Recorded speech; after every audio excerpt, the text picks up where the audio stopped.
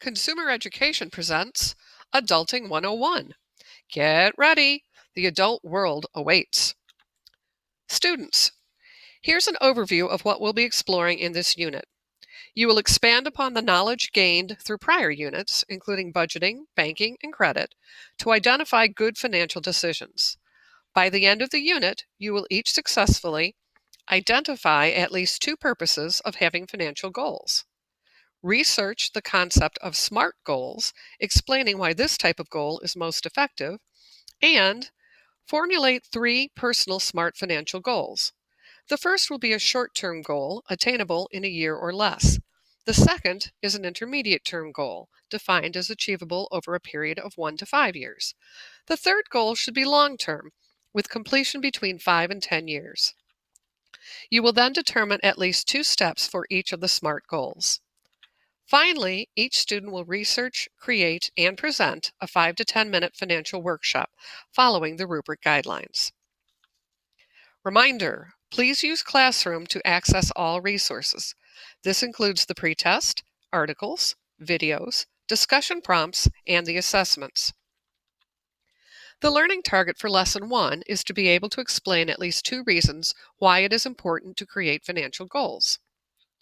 Prepare. Use the pretest link posted to Classroom to take the pretest. This is not for a grade, but will provide me with information about your current level of knowledge, which I will use to create a more meaningful learning experience for each individual. Engage. Read at least 2 of the articles that illustrate the value of having specific financial goals. View the videos for additional information about creating financial goals. Reflect. After exploring the resources, you will respond to a discussion prompt also posted to Classroom. Setting financial goals. Where would you like to be a year from now? 5 years? 10 years?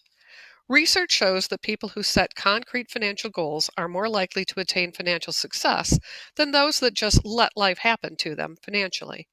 How will you pay for college, buy a house, or be able to live in retirement if you haven't set financial goals ahead of time? It's possible, but much more difficult and almost always much more expensive. Remember our budget unit? You should always pay yourself first. This means getting in the habit of saving for a financial goal.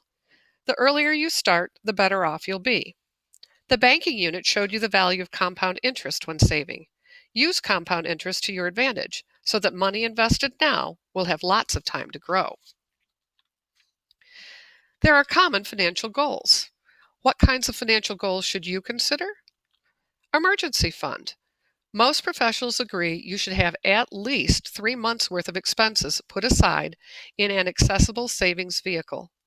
This might be a savings account or a money market. Debt reduction. Are you carrying credit card balances? These in particular tend to have high interest rates. And life events.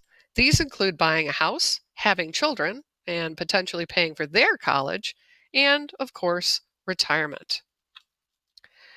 But we have financial planners. You don't have to go it alone.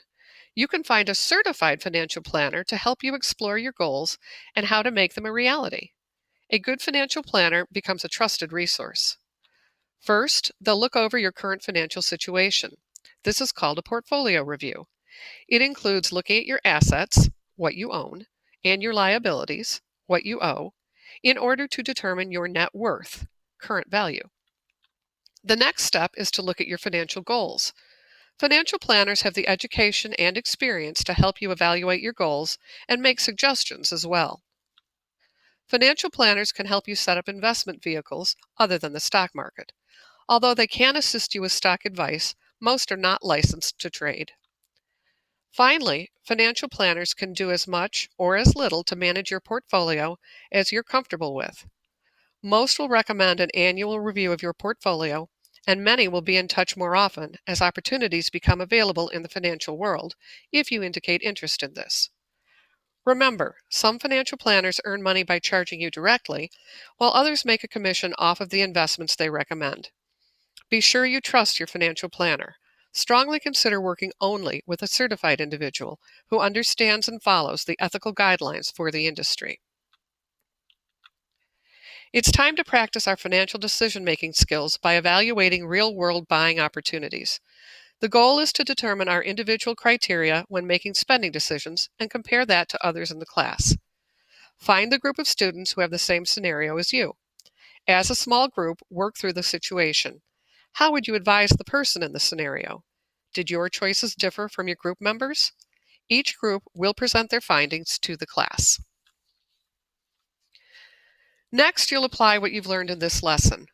Respond to the discussion prompt posted to Classroom. What does a successful financial future look like for you? What do you need to know or do in order to create this future? Be sure to use good details and examples to support your thoughts. Respond to 3 or more classmates by Friday. Any questions? Let me know.